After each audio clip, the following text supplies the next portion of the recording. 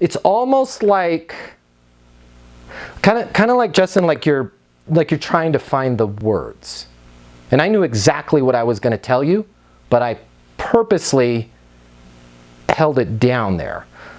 Because we don't want to sound like, Justin, it's almost like you're trying to find the words. And especially when you've got a prospect where you know you can help them. Okay? And you know that you're doing real estate, correct? Yeah. You need to get them to sign a listing agreement with you.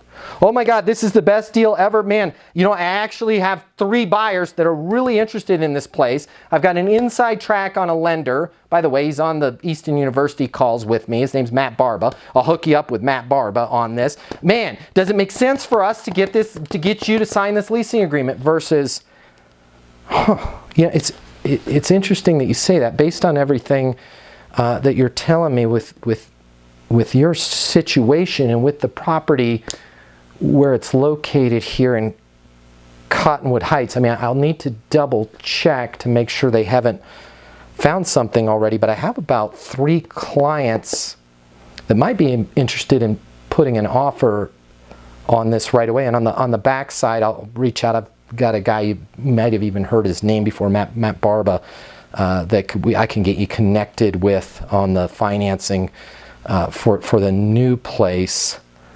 Justin, does it make sense to sign the listing agreement and have me represent you as your agent?